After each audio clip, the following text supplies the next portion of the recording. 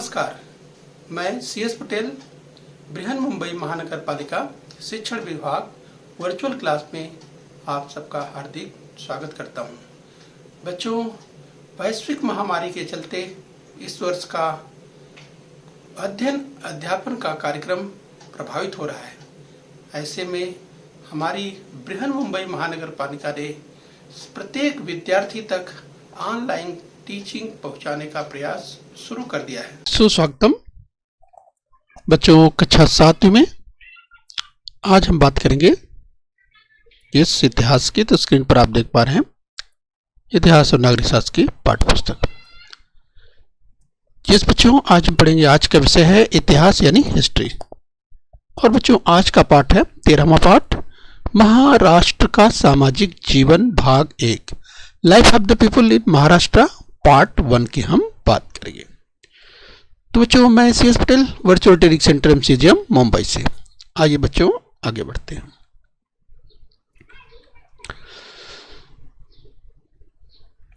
तो बच्चों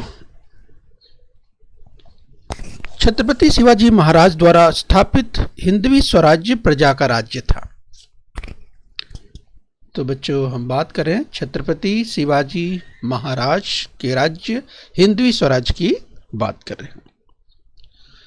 तो बच्चों प्रजा का कल्याण हो, लोगों पर अत्याचार न हो, महाराष्ट्र धर्म की रक्षा हो, यह शिवाजी महाराज का उदात्त उद्देश्य था। शिवाजी महाराज के बाद वाले कालखंड में भी मराठी राज्य का भारत भर में विस्तार हुआ। मराठी सत्ता लगभग 150 वर्षों तक बनी रही।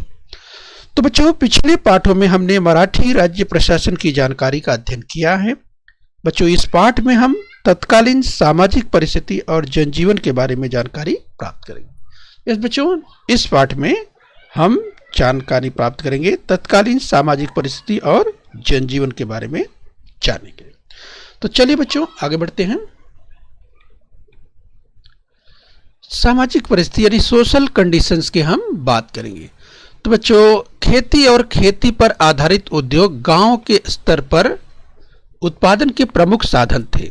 तो बच्चों बायो स्क्रीन पर आप देख पा रहे हैं हम बात कर रहे हैं सामाजिक परिस्थिति की, सोशल कंडीशंस की बात कर रहे हैं। तो बच्चों खेती और खेती पर आधारित उद्योग गांव के स्तर पर उत्पादन के प्रमुख साधन थे, ये हमें ध्यान रखना है। और बच्चों गांव के पाटिल पर गांव की रक्षा का, तो कुलकर्णी पर राजस्व की देखभाल करने का दायित्व था। तो बच्चों यहाँ पर हम आपको पॉइंटर की मदद से बताएं, ध्यान दीजिए। जब हम बात कर रहे हैं कि गांव के पाटिल पर गांव की रक्षा का दायित्व, तो गांव के जो कुलकर्णी होते थे, नियुक्त किए जाते थे, ये बच्चों उन पर राजस्व की देखभाल करने का दायित्व था। बच्चों पाटिल के कार्य करने के लिए पाटिल को जागीर के रूप में जमीन दी जाती थी। इस कार्य के लिए उसे राजस्व का कुछ हिस्सा मिलता था। बच्चों प्रजा पवन यानी व्यवसायिकों को गांव के लोगों के लिए किए गए उनके काम का पारिश्रमिक वस्तुओं के रूप में मिलता था। तो आइए बच्चों हम आगे समझने का प्रयास करते हैं। जिस तत्कालीन सामाजिक परिस्थिति की बात कर रहे हैं, सोशल कंडीशंस की बात कर रहे हैं। तो बच्चों देहात में चलने वाले व्यवसायों के दो प्रमुख वर्ग थे, एक काला और दूसरा सफेद। काले में काम करने वाले किसान कहलाते और सफेद में काम करने वाले सफेद पेशा। तो बच्चों गांव और देहात के सभी कार्य व्यवहार पारस्परिक सूझबूझ के आधार पर चलते थे। संयुक्त परिवार को अधिक महत्व प्राप्त था। तो यहाँ बच्चों ध्यान रखना है, संयुक्त परिवार की बात हुई, संयुक्त परिवार को अधिक महत्व, ये हमें ध्यान रखना है कि गांव देहात के सभी कार्य व्यवहार पारस्परिक सूझबूझ के आधार पर चलते थे। संयुक्त परिवार को अधिक महत्व प्राप्त था। तो बच्चों क्या आप जानते हैं, डू यू नो कि अगर बात करें तो गांव में लोहार, बढ़ई, कुंभार, सुनार आदि 12 बलूतेदार प्रजा पवन होते थे। ये बलूतेदार गांव के लोगों के काम करते थे। तो चलिए बच्चों यहाँ आपको ध्यान रखना है तो यहाँ पर स्क्रीन पर आप देख सकते हैं, अगर लोहार की बात करें, बढ़ई की बात करें, कुम्हार की बात करें, सुनार की बात करें, इस बच्चों इस तरह से ये 12 बलूतेदार, जिसे प्रजापवन कहते हैं, ये बलूतेदार गांव के लोगों के काम करते थे। आइए बच्चों इस क्रम में हम और आगे बढ़ते हैं। तो बच्चों हम रीत रिवाज की बात करेंगे, यानी कस्टम्स एंड ट्रेडिशंस की बात करेंगे। तो इस कालखंड में बाल विवाह प्रचलित पद्धति थी। जिस बच्चों बाल विवाह की बात करें तो जिसे चाइल्ड मैरिज की बात करते हैं, तो बाल विवाह पद्धति प्रचलित थी इस कालखंड की अगर बात करें, और बहुपत्नित्व की प्रथा भी प्रचलन में थी। तो बाल विवाह की अगर बात करें बच्चों तो देख सकते हैं कम उम्र में ही जहाँ पर उस कालखंड में विवाह हो जाया करता था। बहुपत्नित्व की भी प्रथा प्रचलन में थी। विधवाओं के पुनर्विवाह के उदाहरण मिलते हैं। तो विधवाओं के भी पुनर्विवाह के उदाहरण मिलते हैं, जिस बच्चों हमें इन्हें ध्यान रखना है। और बच्चों मानव शरीर पर अंतिम संस्कार के रूप में दाह कर्म, दफन करने और विसर्जित करने जैसी पद्धतियां प्रचलित थी। छोटी छोटी बातों अथवा युद्ध पर कूच करने हेतु शुभ समय अथवा मुहूर्त देखा जाता था। लोगों का शकुन स्वप्न पर विश्वास था। बच्चों अगर उस काल की हम बात कर रहे हैं, आइए हम रीति रिवाज की जब बात कर रहे हैं कस्टम्स की, तो और आगे जानते हैं इस कस्टम्स एंड ट्रेडिशंस की हम बात कर रहे हैं। ईश्वर अथवा ग्रहों का प्रकोप न हो इसलिए अनुष्ठान किए जाते थे। इस बच्चों ये हमें ध्यान रखना है। दान धर्म किया जाता था। ज्योतिष पर लोगों की श्रद्धा थी। और बच्चों वैज्ञानिक दृष्टि और सोच का अभाव था।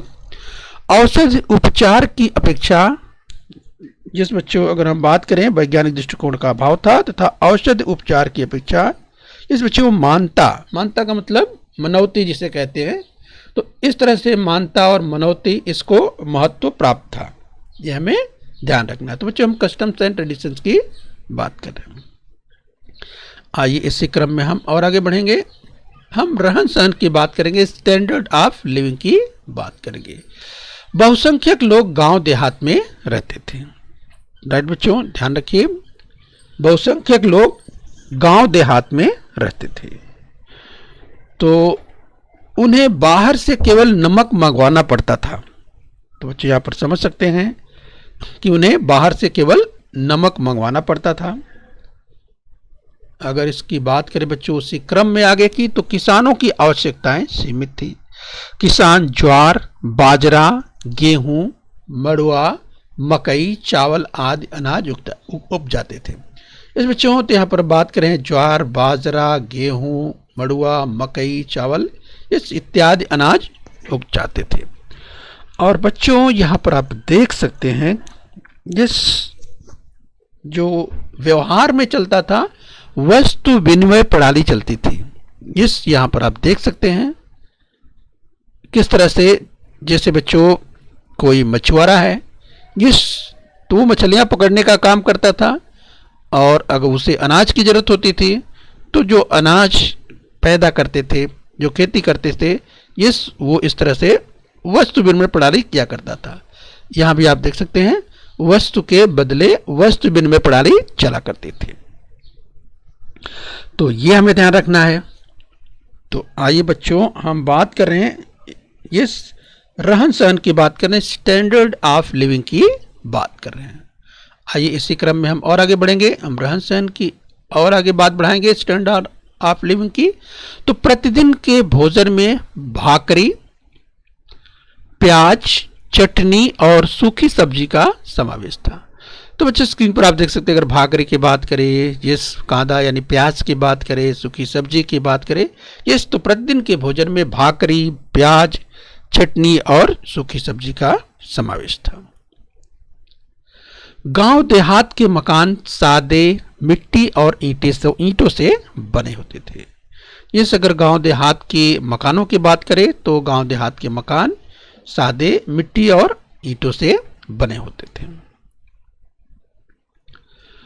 और बच्चों शहरों की बात करें, तत्कालीन अर्थात उस समय के शहरों में एक मंजिला अथवा दो मंजिला वाड़े अर्थात कोठियां हुआ करती थी। इस बच्चों उस समय के मकान एक मंजिला, दो मंजिला, इस तरह से कोठियां हुआ करती थी, वाड़े हुआ करते थे। तो ये हमें ध्यान रखना है। संपन्न वर्ग के लोगों के भोजन में दाल भात, रोटी, सब्जियां, कचूमर, दूध, दही ये पदार्थ हुआ करते थे। राइट। तो अगर हम संपन्न लोगों की बात कर रहे हैं, वहीं पुरुषों की बात करें बच्चों तो पुरुष धोती, कुर्ता, अंगरखा, मुंडासा धारण किया करते थे। और महिलाओं की बात करें तो महिलाएं लुगड़ा, जैसे 9 गज की साड़ी, इस इत्यादि जो है स्त्रियों की पोशाक हुआ करती थी। तो बच्चों हम बात कर रहे हैं किसकी, रहन सहन की बात कर रहे हैं, स्टैंडर्ड ऑफ लिविंग की बात कर रहे हैं।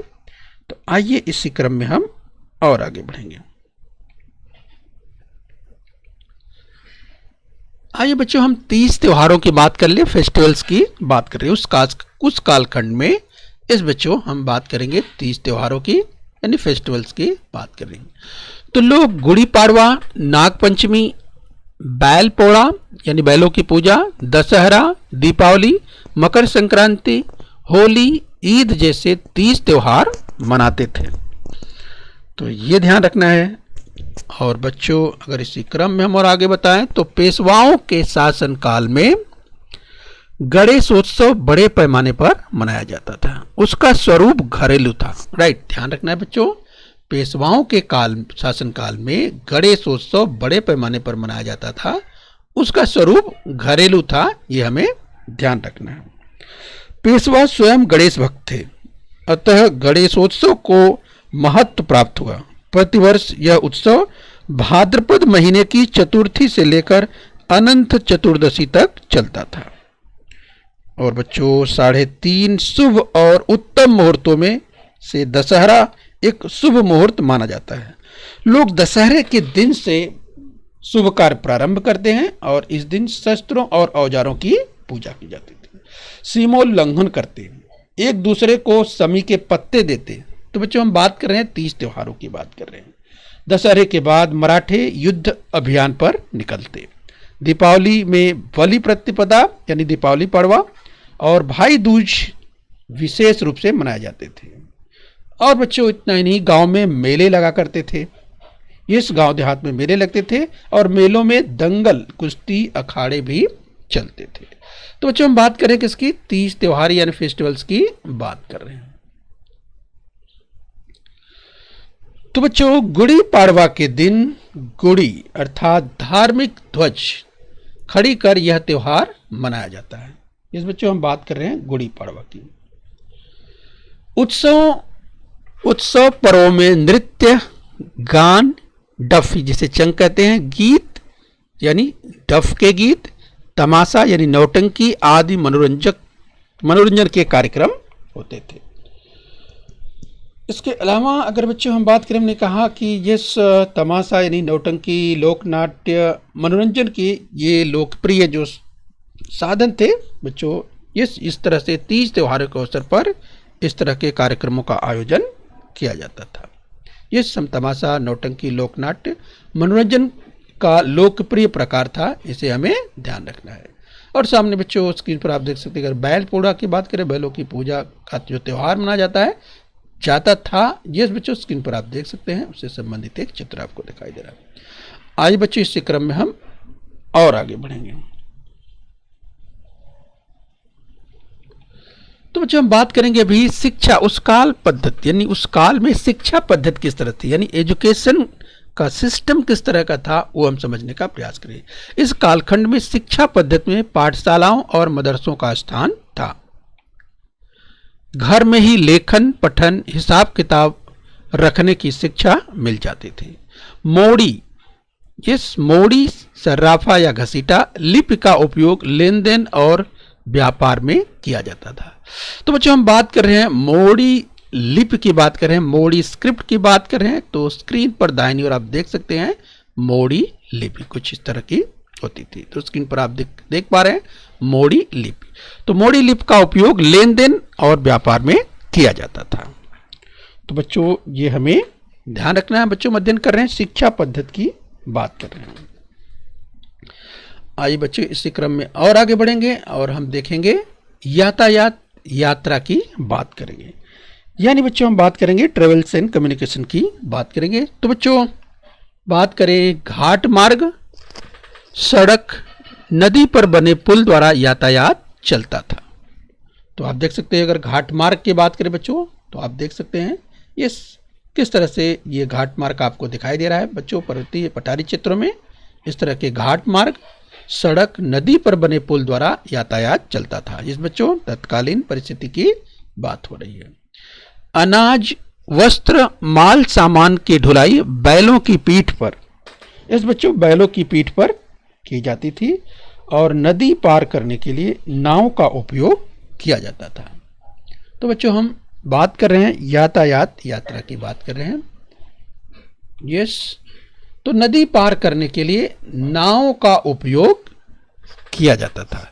चिट्ठी पत्रों को ले जाने यानी लाने और ले जाने का कार्य सारणी सवार और दूत अथवा हरकारा करते थे। इस बच्चों चिट्ठी पत्रों को पहुंचाने यानी ले जाने का और पहुंचाने का जो कार्य था वो सारणी सवार और दूत अथवा हरकारा जिसे कहते थे। इस बच्चों पूछा जा सकता था है, ध्यान रखना है आपको कि चिट्ठी पत्री को ले जाने ले आने का जो कार्य था सारणी सवार और दूत अथवा जिन्हें हरकारा भी कहते थे, इस बच्चों ये कार्य किया करते थे। तो ये हमें ध्यान रखना है। आइए बच्चों इस क्रम में हम और आगे बढ़ेंगे और हम देखेंगे इस बच्चों आगे हम देखेंगे खेल की बात करेंगे, स्पोर्ट्स की बात करेंगे। तो इस कालखंड में विभिन्न प्रकार के खेल खेले जाते थे। खेल मनोरंजन के साधन थे। कुश्ती और युद्ध कला जैसे खेल लोकप्रिय थे। इस बच्चों कुश्ती और युद्ध कला जैसे खेल लोकप्रिय थे, जिसमें अगर हम बात करें बच्चों मल्लखंभ, दंड, कुश्ती लड़ना, गतका फरी चलाना, बोथाड़ी घुमाना जैसे खेल खेले जाते थे। तो बच्चों बाहर स्क्रीन पर आप देख सकते हैं, आपको दिखाई दे रहा है मल्लखंभ। देखिए खेल का एक प्रकार किस तरह से मल्लखंभ की बात करें, और यहाँ पर आप देख सकते हैं बच्चों एक चित्र आपको दिखाई दे रहा है कुश्ती लड़ते हुए। तो इस तरह से बच्चों मल्लखंभ, दंड, कुश्ती लड़ना, गतका फरी चलाना, बोथाड़ी घुमाना इस तरह के खेल खेले जाते थे। इस बच्चों हम बात कर रहे हैं खेलों की। इसके अलावा बच्चों हुतुतु, खो खो, आट्या पाट्या जैसे मैदानी खेल ये भी खेले जाते थे। इसके अलावा बच्चों चौसर या गंजीफा, शतरंज जैसी भीतरी खेल, मतलब बच्चों भीतरी का मतलब इंडोर, मतलब जो घर में खेले जाते थे उसे बच्चों भीतरी खेल कहते हैं। तो इस तरह के खेल की हमने बात की। ये बच्चों जैसे चौसर या गंजीफा या शतरंज इस तरह के इंडोर गेम्स यानी भीतरी खेल हुआ करते थे। आइए बच्चों इसी क्रम में हम और आगे बढ़ते। तो अभी हम खेल का अध्ययन कर रहे थे, अब हम जानेंगे बच्चों धर्म तथा आचार विचार, रिलीजन एंड कंडक्ट की बात करेंगे। जिस बच्चों इस कालखंड में हिंदू और मुस्लिम ये दो प्रमुख धर्म दिखाई देते हैं। तो बच्चों हम बात कर रहे हैं यहाँ पर इस छत्रपति शिवाजी महाराज के इस बच्चों कालखंड की बात करें, महाराष्ट्र का सामाजिक जीवन पार्ट 1 हम अध्ययन कर रहे हैं। छत्रपति शिवाजी महाराज की धार्मिक नीति उदारवादी थी। इस बच्चों में ध्यान रखना है, छत्रपति शिवाजी महाराज की धार्मिक नीति उदारवादी थी, ये में ध्यान रखना है। और बच्चों प्रत्येक मनुष्य अपने अपने धर्म का पालन करे, अपने धर्म को दूसरों पर बला न लादे, इस प्रकार की विचारधारा उस कालखंड में प्रचलित थी। सरकार द्वारा पाठशालाओं, मंदिरों, मदरसों और मस्जिदों को आर्थिक सहायता दी जाती थी। दोनों धर्मों के अनुयायी एक दूसरे के पर्वों में, त्योहारों में सम्मिलित होते थे। वारकरी, महानुभाव, दत्त, नाथ, रामदासी पंथ प्रचलित थे। राइट, तो बच्चों हमने इन पंथों की बात की। आइए बच्चों इसी क्रम में हम बात करेंगे स्त्री जीवन की बात करेंगे, वुमेन्स लाइफ की बात करेंगे। इस कालखंड में स्त्रियों का जीवन बड़ा कष्टमय था। उनका विश्व केवल मायका और ससुराल तक सीमित था और बच्चों उनकी शिक्षा की ओर किसी का ध्यान न था। कुछ ही स्त्रियों ने अक्षर ज्ञान, प्रशासन और युद्ध कौशलों में प्रगति की थी। तो ये ध्यान रखना है बच्चों, स्त्रियों की शिक्षा की ओर देखा आपने, ध्यान जो है कम था, ये आपने देखा। उनका विश्व केवल मायका और ससुराल तक सीमित था, उनकी शिक्षा की ओर किसी का ध्यान न था। कुछ ही स्त्रियों ने अक्षर ज्ञान, प्रशासन और युद्ध कौशल में प्रगति की थी। उनमें वीर माता जीजाबाई, येसुबाई, महारानी ताराबाई, उमाबाई दाभाड़े, गोपिकाबाई, पुण्य श्लोक अहिल्याबाई का समावेश था। तो ये बच्चों हमें ध्यान रखना है। और बच्चों अगर बात करें बाल विवाह, अनमेल विवाह, विधवापन, केशवपन यानी जिसे मुंडन कहते हैं, इस सती तथा बहुपत्नित्व जैसी कुप्रथाओं में स्त्रियों का जीवन जकड़ गया था। तो संक्षेप में बच्चों हम कहें तो स्त्रियों का जीवन अत्यंत प्रतिकूल हो गया था। राइट, ये हमें ध्यान रखना है। और बच्चों स्त्री जीवन की हम बात करें, वुमेन्स लाइफ की बात कर रहे हैं, तो बच्चों इस क्रम की अगर हम बात करें तो ईस्वी सन 1630 से 1810 अर्थात पौने 200 वर्षों के कालखंड को सामान्यतः मराठी शाही कहते हैं। बच्चों इस कालखंड की कला और स्थापत्य की अगर बात कर रहे हैं तो बच्चों इसके बारे में हम विस्तार से पार्ट 2 में देखने वाले हैं। तो बच्चों पार्ट 1 में आज हमने अध्ययन किया, आज हमने महाराष्ट्र का सामाजिक जीवन भाग 1 देखा, पार्ट 1 देखा, जिसमें हमने ये सामाजिक परिस्थितियों के बारे में देखा, हमने रीति रिवाज, रहन सहन, तीज त्योहार, शिक्षा पद्धति, यातायात यात्रा, खेल के बारे में, धर्म तथा आचार विचार, और बच्चों हमने स्त्री जीवन के बारे में देखा। और बच्चों अगले पार्ट में यानी पार्ट 2 में इस कालखंड में कला और स्थापत्य को हम बच्चों पार्ट 2 में विस्तार से देखने वाले हैं। तो आइए बच्चों हम अभ्यास कर लेते हैं। अब सत्य या असत्य बताना है, यदि कथन असत्य हो तो सत्य करके लिखना।